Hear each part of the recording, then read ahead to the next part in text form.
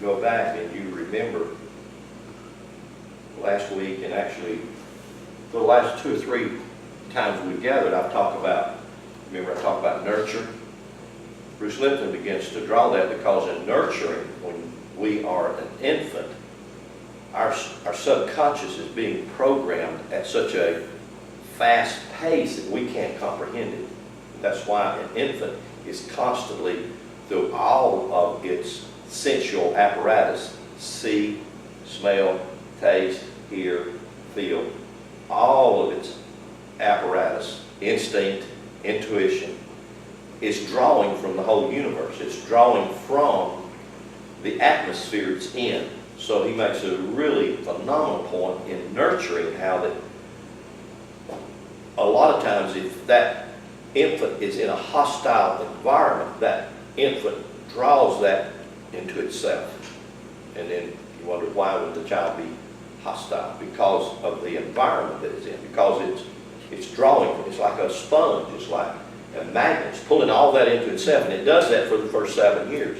And then after that, it goes into another stage of its life where now then it has to be trained. And that's why they say that you can take a child, and that was one of the basic concepts of the Catholic Church. Give me your children for the first 7 years, and they will be a Catholic for the rest of your years. And that's pretty much true, unless we have a conscious awakening, or an epiphany, or an experience. We call it a lot of different things. We call it getting born again, or getting saved. You have a lot of terminology, but at that point in time, we can begin to reprogram a lot of the programs that don't serve us. And that's what that's about. That's what that meditation or that kind of a mind is about, reprogramming the things that don't serve us. So, and that's biblically and scripturally and mythologically consistent. So I would say true. So, okay, so anyway, let's go, if you will. If you have a Bible with me, I want you to look at some things, because we are at a time of the year that all mythologies are built on this time of the year. And also, most of us aren't aware, unless we have just read or we've gone on the internet and done a little bit of research, we aren't aware that actually the first of the year just began a few weeks ago. In our, what calendar are we on now? Are we on the Julian or the Gregorian calendar? I can't remember. Do y'all remember? Kirby, you remember which one? We're on one of those two calendars, and have only been on it for the last 300 years or so. Hadn't been on it long. Prior to that, all of the calendars started on March the 21st or March the 15th. At spring. All calendars began at spring, and that was the first of the year. And they were built, I mean, you can't do anything without we put this on the board. And Kirby, you have to tell me, can you see this mark? It's not black, but can you see it on your, is it okay? Yep. This is March the 21st. The 21st. And every mythology, I don't care which one you go to, whether it's Egyptian, whether it's Babylonian, whether it's Grecian, whether it's Hindu, whether it's Jewish, every mythology is built on this symbol. We call this symbol the cardinal cross, don't we? And this date, March the 21st. We call this March the 21st, we call it Passover in Hebrew. And so I think in Greek it's called Pesach. In Hebrew it's called Pechach. Almost the same. But either way, most of us don't pay attention to this because it just happened. You go to bed on the 20th and you get up on the 21st, and you are not consciously aware of what happened or subconsciously aware of what happened, but something happened at that time and that date. And of course, that was the introduction, always has been, and always will be. It never ever changed, ever, period, springtime. That's the introduction to springtime, March the 21st. And it's also during this time, because this date right here is what I would call, I'll put this in color, I want to make it really pretty for you. I would call this date a sun and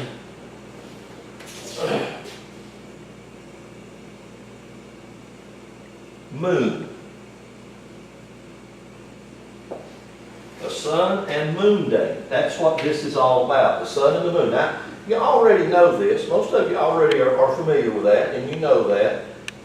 And it's about the sun and the moon, and it's about their marriage or their union, their union with each other. Now that's a physical, natural, from nature. The sun and the moon have everything in the world to do with nature, don't they? So from the time you're an infant, when you're released from the womb of your mother, you totally depend on nurturing, right? Yes. If your mom and your caregivers did not nurture you, you would die. You're completely dependent on that. Now, and that's true for quite a few years there, that you are totally dependent on nurture and nature. Why would I say you depend on nature? Well, if your caregivers don't protect you from nature, nature can take your life back. Think about it. And it does. It can. It does. So this cross, this cardinal cross, and these dates, all these dates are woven in all mythologies. This is something that we should pay attention to, and if we did pay attention to it, we would not get deceived by some historicity or some literal interpretation of ancient myths. But we all have. And we don't really necessarily know why or how, but mainly because we've never opened our mind to think. And that's what I want us to do this morning. I want to open your mind and think. That's all I ask you to do is think. I'm not asking you to agree with anything I say. I always say search it out for yourself. Look for yourself. If you can prove what I'm saying is wrong, then good. Prove it. Prove it wrong. If you cannot, and it does somehow or another resonate with you, then contemplate it. Think about it. So if you can, go with me to Acts chapter 12. And this is King James Bible. I'm looking at the King James Bible. And I'm not sure if it says this in any other translation other than the King James. I think it's the King James only that says what I am fixing to read. Okay.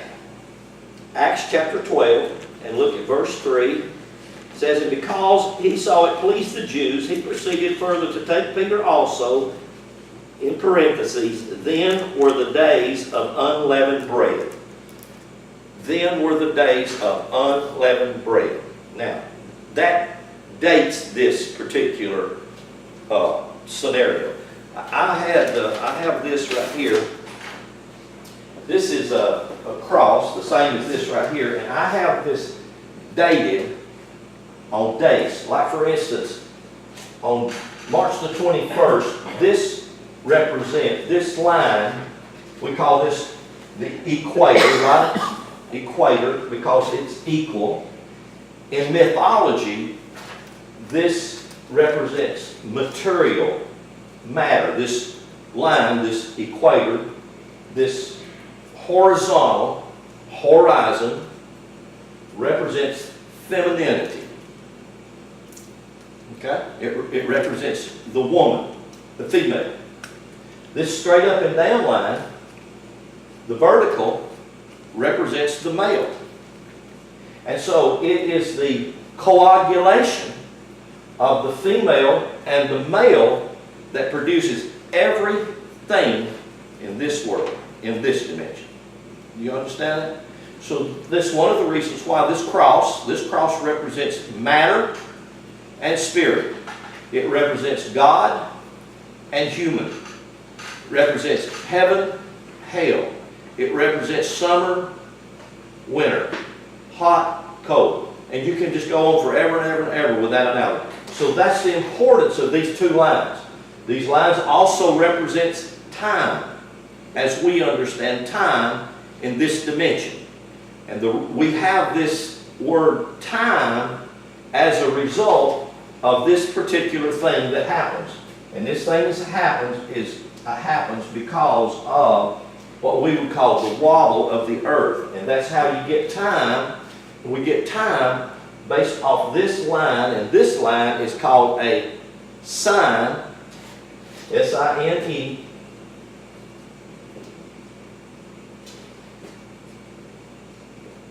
wave. Now, of course, the way I spelled that on purpose, to try to make a point. That point that I would like to make is, what's this word? Sin. Sin. So what is sin? Sin is materiality in time. Is anything wrong with that? No, there's nothing wrong with that at all. So that's where the sine wave comes from. Also, that's where we get the word sin. I could go a whole lot further with the word sin, with the Greek words and the Hebrew words. The Greek words, harmatia, harmatano, Greek words, cheta, cheta'ath, and how that those words are used in Scripture are not how religion has told you those words are. In religion, they told you those words means all the bad things that you do. Well, what if you did something you had no conscious idea that what you did was bad according to somebody's definition of bad? Would that make you a sinner? It would be stupid to try to categorize you as a sinner by saying that. You understand that? You see, we get so dumbed down and so depressed because we live under the box of a definition of religion or politics or some ideology that we don't fit in. Does that make sense? So I can take this cross, this sine wave, and all of this is non-negotiable stuff. It's just exactly like this. Your birthday, your death day are non-negotiable days. They are what they are. You can't go back and change the day that you was born. Can you? If you could, I'd like to have some time with you. And you can't go back and change the day you die, whenever that day may be. You know, thank God it can be well out yonder for us, okay? But nevertheless, those days are set in stone. That's just exactly like this time.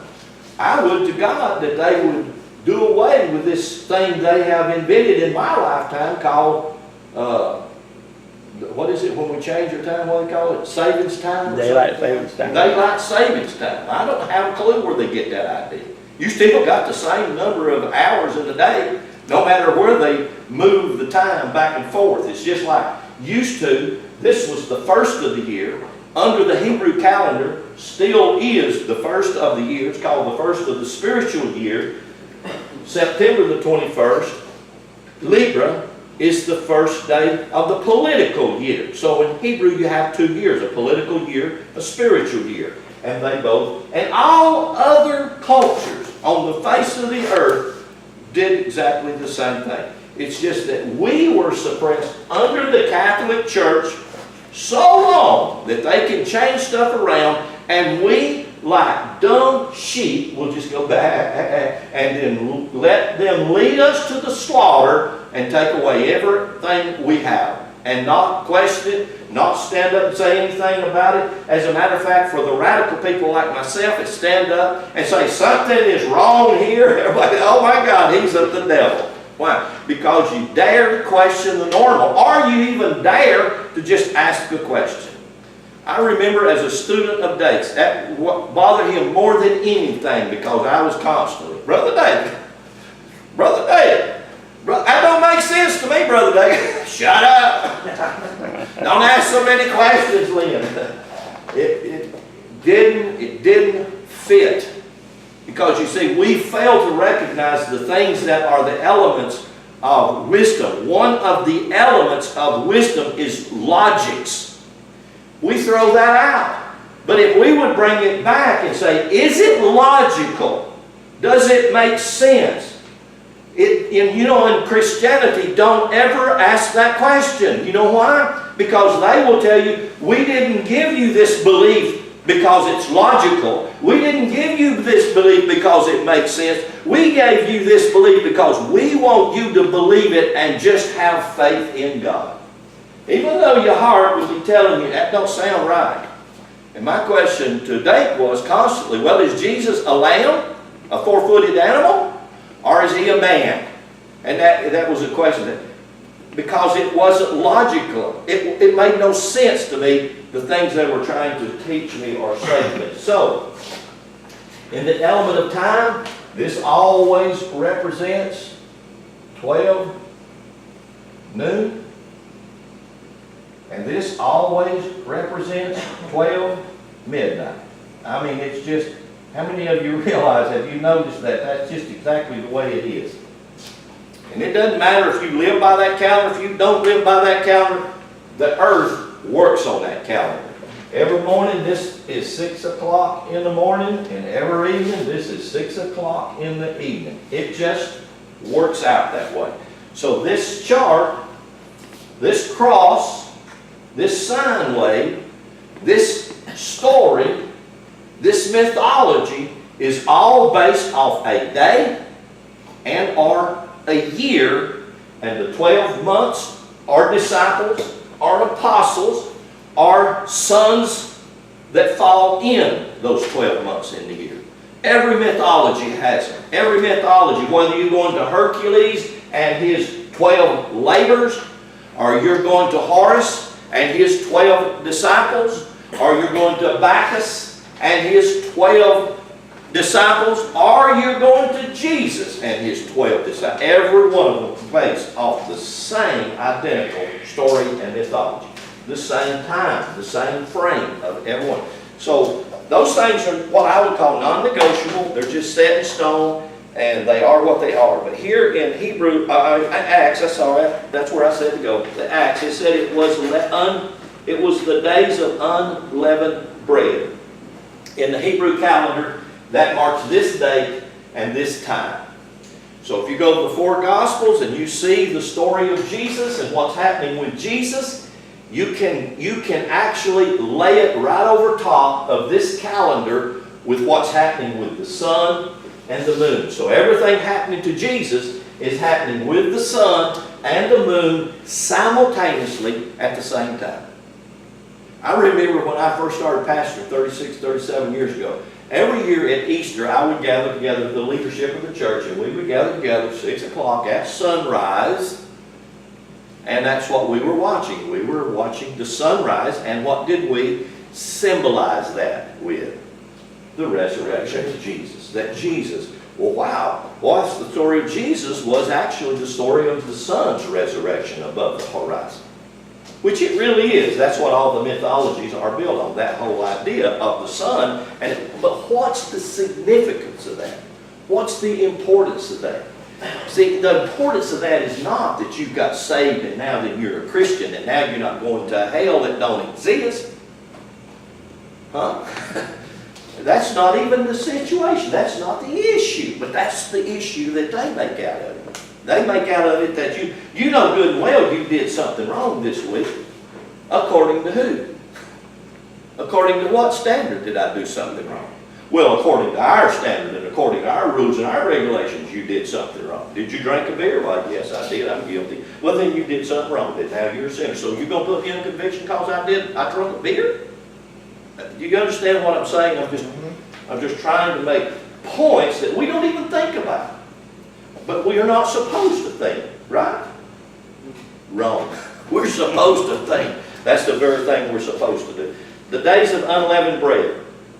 Verse 4, and when he had apprehended him, he put him in prison and delivered him to the four quaternions.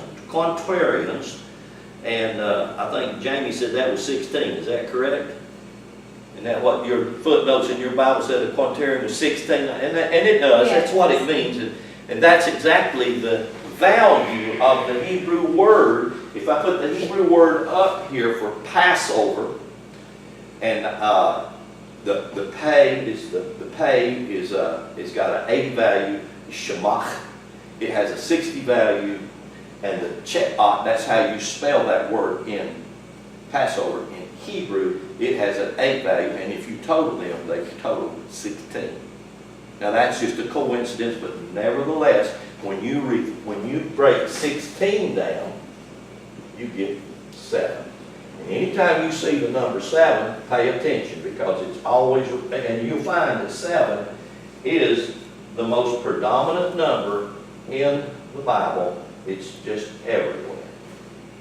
Why? Because 7 is your number.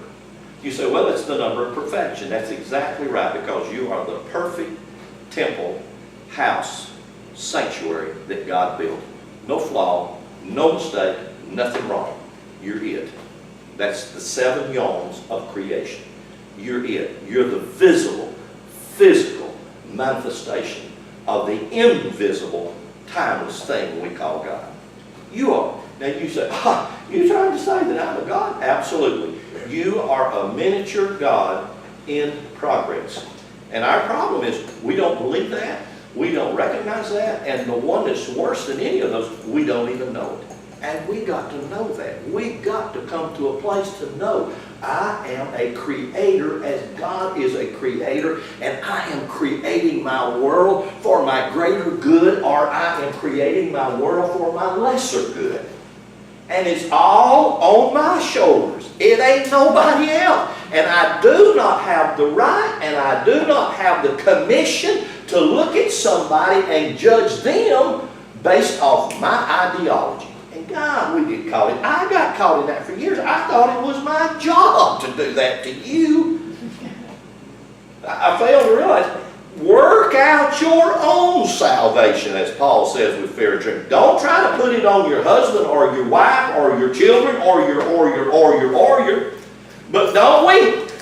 Hello, that's just preaching, Brother Lynn. I appreciate that. We do. We're all guilty of that. But just because we're guilty don't mean that we are a sinner. It just simply means I'm doing something that's not serving me for my greater good. I'm putting condemnation on somebody that ricochets back on myself. Now, why do you think Jesus said so clearly in Matthew, do not judge? Now, what could be more complicated than that? Christianity is filled with judgment. They have even got a God sitting on a throne to judge you. Is that not ridiculous? But that's just where they're at. So look at this verse. I don't know how I'm getting so far off here. Verse 4. When he had apprehended him, he put him in prison and delivered him to the 4 quinterion of soldiers to keep him, intending after Easter. And intending after Easter. Easter. Intending after Easter. That's the only place in the Bible that you'll find that word Easter. Now I want to read you Dake's notes, because he's got some good notes on this. I want you to just listen to Dake's notes. Dake's notes says, this is an unfortunate and absurd translation. Easter was a pagan festival observed long before Christianity. Wow, what? How come they observed Easter? Were they observing the resurrection of somebody or something? Yes, they were. And so, wow, it's phenomenal to me. Isn't it a marvelous thing that they decided to build Christianity on this same identical date, same identical things, same identical festivals? Isn't that amazing? I think that's amazing. Anyway, and so he said, Dake's note says that this is an unfortunate and absurd translation. Easter was a pagan festival observed long before Christianity. It is not a Christian name, but is derived from Ishtar, Ishtar, one of the Babylonian titles of a god.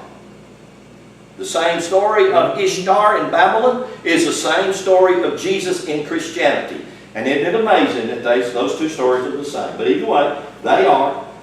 The Ishtar, the Babylonian title of a goddess, the queen, she was the queen of heaven. And her children were the sun and the moon. Her son was the sun, and his wife was the moon. It's sort of like Jesus and Mary Magdalene. The moon's magnetic, the sun is what? Electric. And so what does the earth work off of? Electric, magnetic. I mean, these stories, they're not an accident. They're all just on purpose. And so when you start to see it, I mean, it should not be a slap in Christian's face if someone said the story of Jesus is the most phenomenal story that's ever been told because it incorporates all of the mythology, but it's not about a literal historical man. It is about a fabulous story, and that story is designed to totally transform your life. Why would you want to get mad? You know why they want to get mad? Because they say, oh, you're trying to take away my literal Jesus. No, I'm trying to tell you how that literal Jesus that you think died and rose from the grave can serve you in a greater capacity. And we don't recognize that. We get offended. We get upset. So, he says that Ishtar was the goddess, the queen of heaven. He said, then the Saxons, goddess name for this same identical thing was Esther. E-A-S-T-R-E. Almost the same identical word. And Esther, which was also called A-S-T-A-R-T-E. Astarte. Which, listen to this, in the Old Testament was also worshipped as, let's see, what about called I'm sorry, I skipped 2 lines there. Estar, E-S-T-R-E, is the same as the A-S-T-A-R-T-E, Astarte, the Syrian Venus, called the Ashtaroth, or Ashtoreth, in the Old Testament, and was worshipped as the woman by Israel that was such an abomination to God. And then that goes into talking about how the Jews got into the abomination of God by going and serving and worshiping at this Ashtar. And he goes on and on. He tells about how the Easter egg, and then how the Christmas lady, and then how Lent and all of the other things come about. You know, the thing about Lent, March the 21st celebrates the what? March the 21st or Easter celebrates what? What do we call Easter? Easter Sunday. Resurrection Sunday. The resurrection. Yep, we call it the resurrection, right? Right? We call it the resurrection. Well, the only reason that there is a resurrection is because there is a what? Huh? Yeah. Because there's a death. Right? Because there is a death. Now, this is where every bit of it's at. Death and resurrection. All of the mythologies are about death and resurrection. However, if you and I do not understand what death and resurrection is, when it says that in the mythology, and what you think of is death and resurrection is referring to the literal physical body, you completely have missed the mythology, and it can never serve you. It can never do anything for you because you completely miss it. You've misunderstood. Is this not what Christianity has done for us? And they have actually taken this word death and resurrection, and what did they do? Apply it to who? Jesus. Of course they did. Now think about this with me. I want you to think about this with me. This past year, we celebrated Easter. We celebrated Easter this past year. Where can I put this? We celebrated it on April the 21st, this last year, 2019. Now, last year, we celebrated Easter on April Fool's Day, 2018. Now, wait a minute. This is a celebration of the death and resurrection. If you die, my mother died on June the 15th, 2008. Next year, I'm going to celebrate Mother's death on June the 1st, 2020. Now, can I do that? And if you have a brain that can think logically, you'd say, well, you can't do that, Lynn, because her death date is like her birth date. It's pretty much set in stone. Is that correct or not correct? That's correct. I mean, how many of you have changed your parents' death date if they've died? Gary, can you change your days? Why? It's set in stone. Well, why is it that every year, they change Jesus' death date? Could it be because it's not referring to a literal historical person, but it's referring to something about the sun and the moon? The answer to that is the last part. The celebration is based on the sun and the moon. It's not based on any historical man. If you go back to the ancient mythologies, like he just mentioned right here, Babylonian, Grecian, Indian, Egyptian, even Hebrew.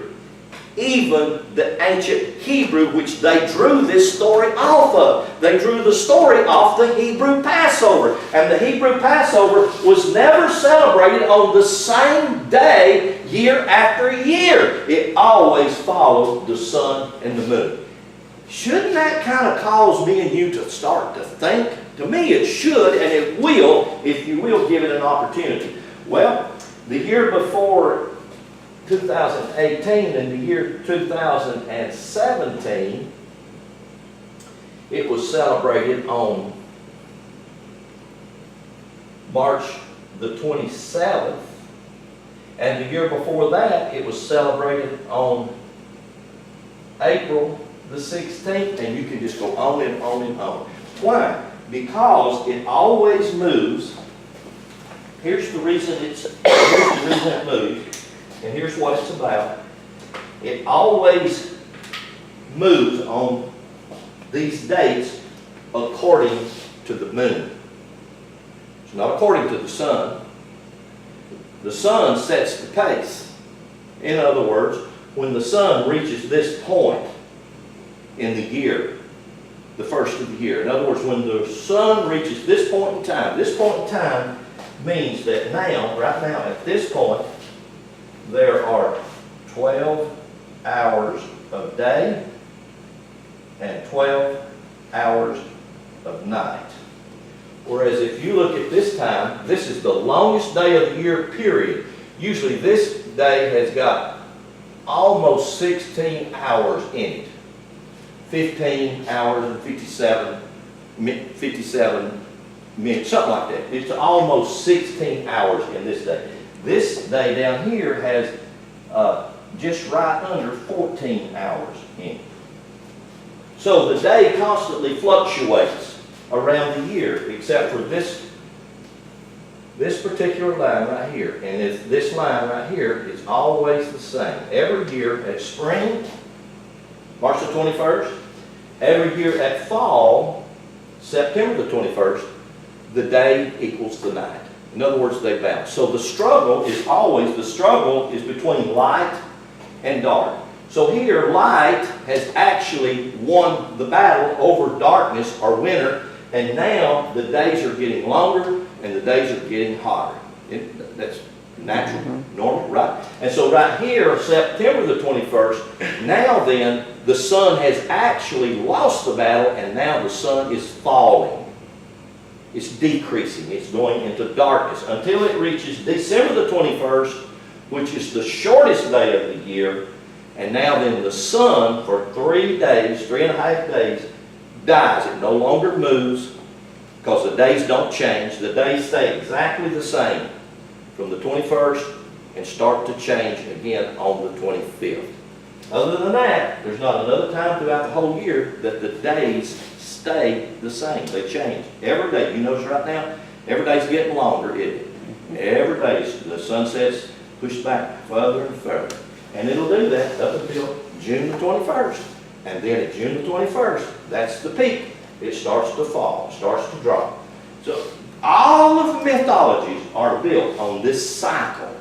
And the reason they're built on this cycle is because this cycle is a typology of something that's very vital and very important to you and to me.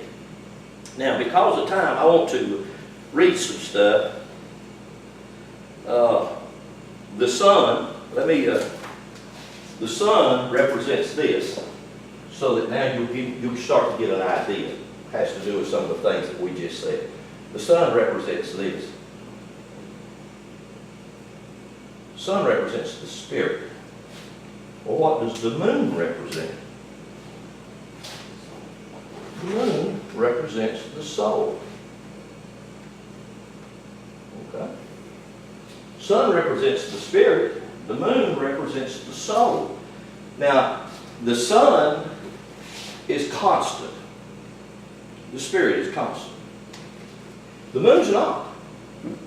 The moon's not constant. The moon cycles every 28 days.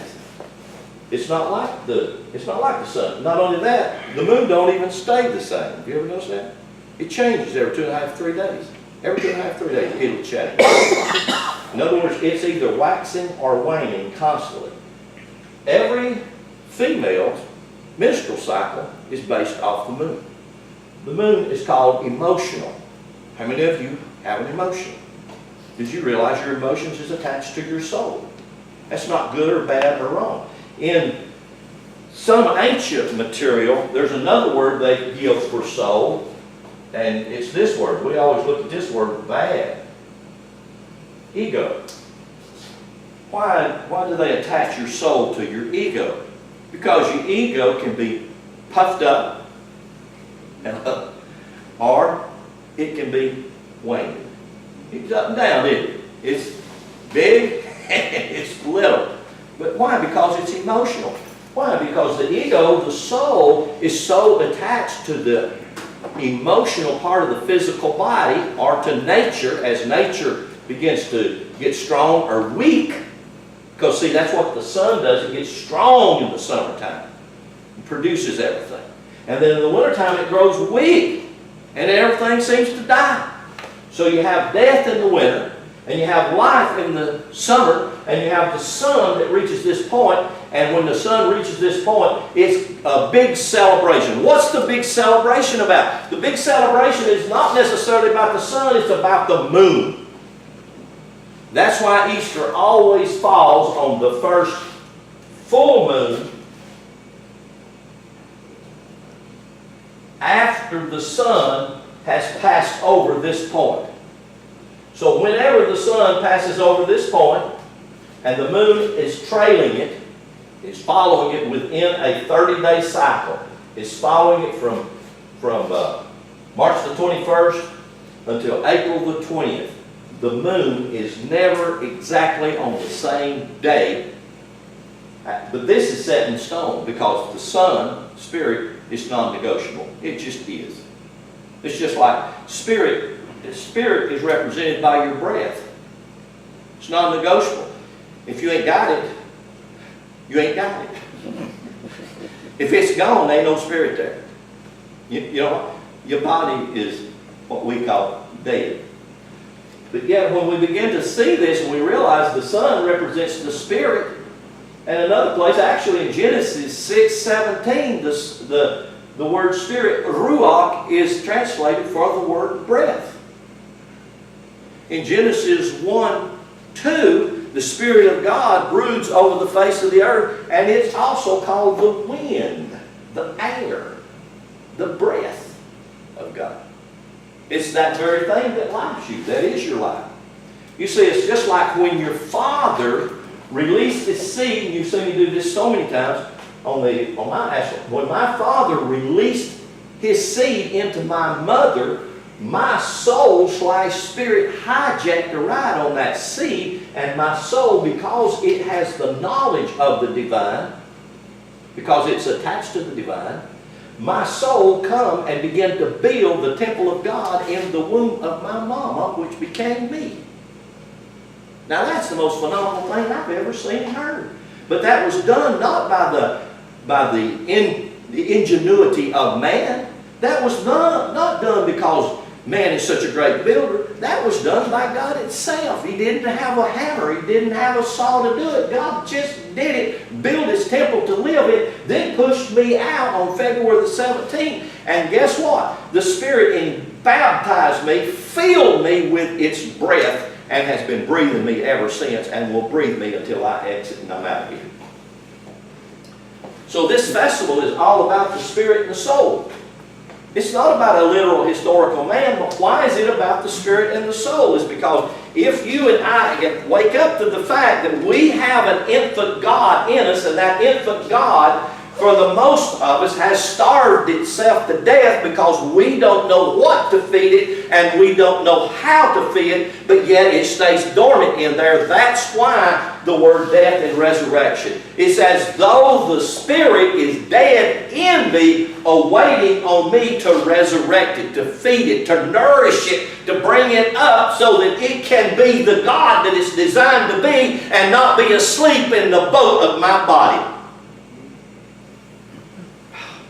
That's what the festival is all about. And the festival is celebrated from March the 21st up until June the 20th. You see, all of these four major points were major in all festivals, in all nations, in all cultures, all over the world, no matter where you went. It didn't matter if you went to the Mayans in Central America, if you went to India, and the Indians, or Buddhists in China, or Africa with the Egyptian. It did not matter where you went. All of this information, all of this wisdom was celebrated because they all were taught to resurrect, to awaken, and feed the God-man that's inside them. And if you don't do that, if you do not come aware of that, if you don't have the knowledge of doing that, we will starve the God-man inside us till he becomes anemic.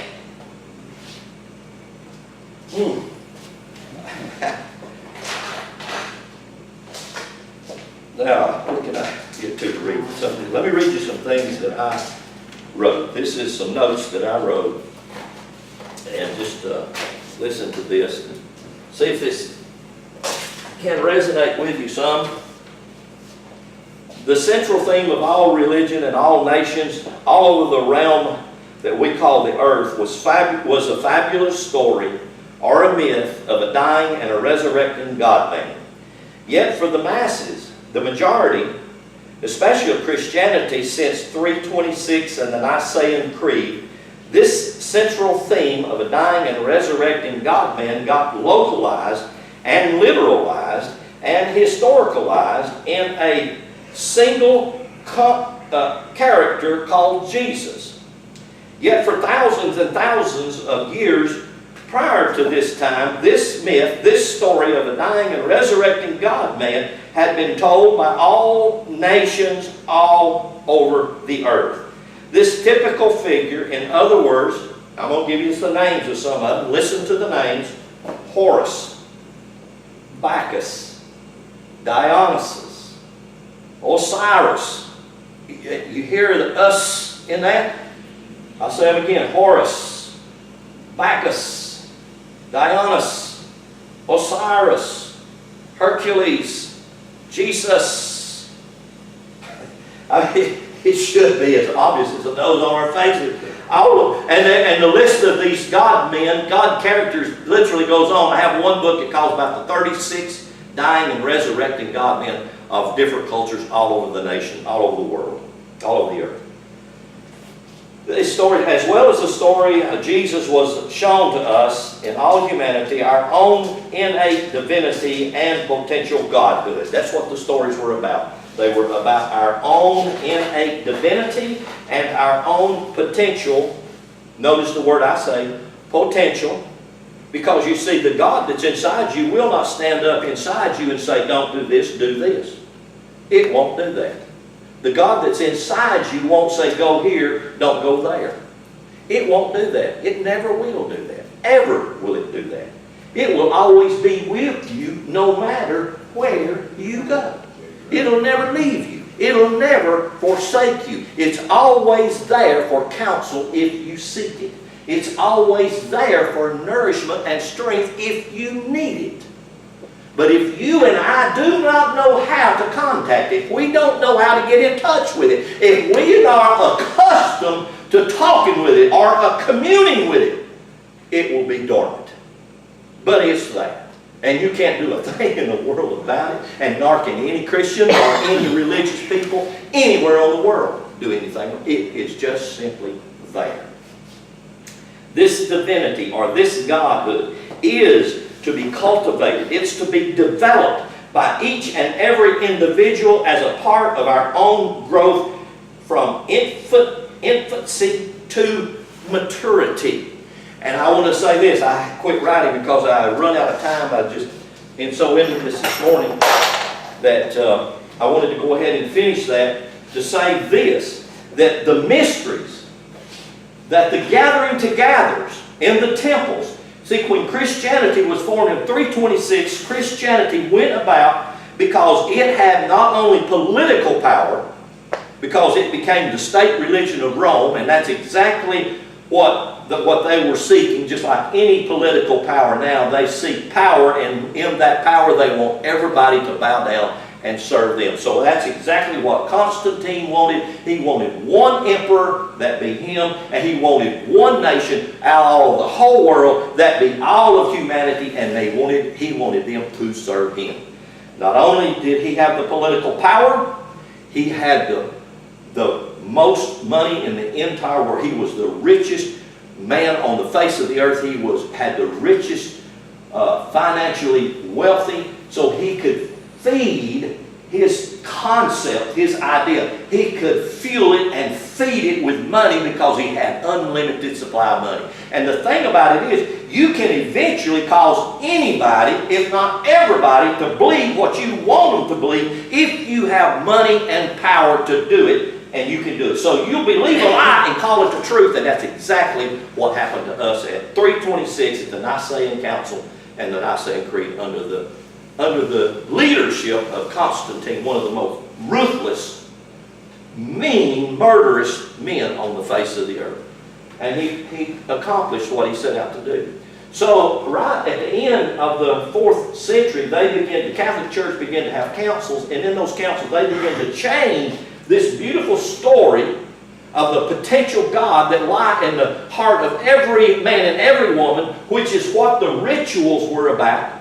And all of you you've heard me talk about it, you've read some books, you've even thought about it yourself. You've heard of these ancient rituals and initiations, but you never had any idea what they were about or what they were meant to be about. What they were meant to be about was an educational system that would teach you and train you who you were, what you had, how to tap into it, how to use it. So the initiations were rituals and ceremonies they went through not to get you saved, not to tell you how bad you were, not to tell you that you were a sinner, etc. They were rituals and ceremonies to teach you how to breathe, how to get out of your carnal mind into your divine mind, how to tap into the source, the power that's inside you, how to get to that place where that you have the wisdom to make the right decision. That's what they were teaching you. They weren't teaching you that you weren't no good, that you were going to go and burn hell wide open. They were teaching you things about yourself. Let me read you this is a page out of a book of Alvin Boyd Coons. He says, "How then will we be challenged? Can it be declared that the central doctrine of all sacred writings of old, the death and the resurrection of divinity, refers to that very part of man which cannot die? It is a legitimate challenge, but it can be met. The divine soul sent by the Father to earth to inhabit a mortal body can never die in the sense of total extinction or loss of being, else it could not return to its heavenly home after its turn in life in the body. But there is a form of death, rather a state or condition of deadness, a partial or a semi-death, a torpidity, an inertness, a slumber, a coma, or a veiling full of full consciousness, which the soul was said to undergo when it first took residence in the earthly body." Wow. You get that? What died? What went to sleep? The soul. Not literally. It didn't literally die. It went into a coma. Why? Because the physical body and the massness of this body put it in a state of comatose. And so there it is. And so every year they celebrate this resurrection. The resurrection wasn't just the sun, the spirit that's breathing the physical body. It was the full moon. The soul had come to a place of full blossom. The flower fully opened up. And the celebration is about the opening of this flower, the ego, the soul that has the wisdom and the knowledge of God itself. Wow. It was about the residence in the earthly body which laid like the human child in the cradle until the body's growth to adulthood unfolded its dormant and latent powers to full manifestation. Plato denominated this state as the soul's loss of its divine memory, its descent into the realm of darkness and oblivion, out of which it would have to struggle through the mists and the fogs of earthly senses and the distractions of passionate nature arising from the side of the body to regain its lost Edenic felicity.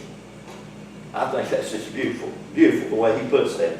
Through the succession of many such descents and returns, it pursues its evolutionary course from its infancy in elementary existence through animal instinct, then human self-consciousness to eventual godhood. Whew. I want to read you one other thing here, and I'm going to quit. I'm going to close here. The germ, another word for germ is seed. The germ of my father would be the seed of my father. The germ of God would be the spirit soul. Okay?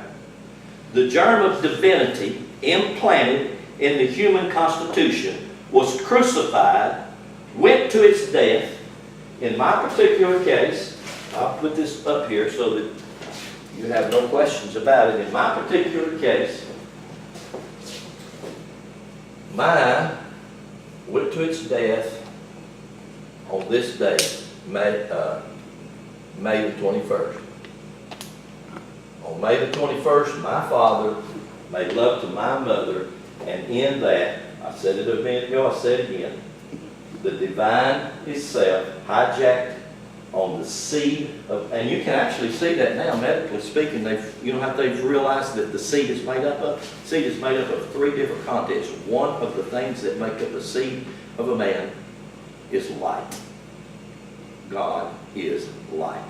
If you think that God did not come into you through the seed of your father, just think about it again and again and again. Medical science has even proven it today. My father, through the seed that he released, my divine father come in to the womb of my mother. And then 9 months later, after I had gestated in my mother's womb, 9 months, for 9 months, on February the 19th, my mother pushed me out and the Spirit breathed me. It connected again to that which it was inside me, in my mother. The germ of divinity implanted in the human constitution was crucified, went to its death, and actually that word death it's never meant cessation of being. It doesn't mean annihilation. That's how we look at it, because we have attached it strictly to the physical body. So even in the story of Jesus, if we can understand the story of Jesus mythically, if he is talking, the story of him is about the sun and the moon, then we realize you can't die. But it's a type of death, and that type of death is where it surrenders itself to the matter or the mass of darkness. Buried and rose again, went to its death, was buried and rose again, even on the 3rd day, and returned to his father according to all the esoteric legendary. The Greeks did not need to hypothesize a man to yield them the understanding or to afflate the consciousness of the miracle-working power of the deific fire of soul in all mortals. Their definition of ho Christos was a psychological potency active in the human constitution that was itself the agent of their regeneration. Hallelujah. That's the same thing is true with you and me. The agent of your regeneration, the agent of my regeneration, is the resurrection of the soul/spirit that's resident in my very being. Hallelujah. And that is jumping up and down. Just see this word right here in Passover in Hebrew. Actually, the word means to jump up and down. That's what it means. It means to jump up and down. Like that, it means to dance. look at nature, is not nature right now at springtime jumping up and down? Is it not dancing? That word Passover in Hebrew means jump up and down, hop, skip, dance. It means abundance. Look at the earth. What's it doing now? It has seemed to be dead, but it's not. Look at it. It is proving abundance of life. Well, that's what the celebration is all about. And celebration is about that same thing happening to me. Now, the Spirit is leaping inside me. The soul is waking up inside me. And now then I'm going to allow it to flex and be all that it's designed to be. And what will that mean? That will mean the very thing that we started out this service doing. Meditating on things that are above, things that are pure, things that are peaceable, things that are about my greater good. What if we do that every day? What if we made a practice? You know what we would do? We would exercise our soul and spirit and feed them so that they would begin to have a voice in all that I do and say. Amen. Amen. Hallelujah. I'll just quit right there.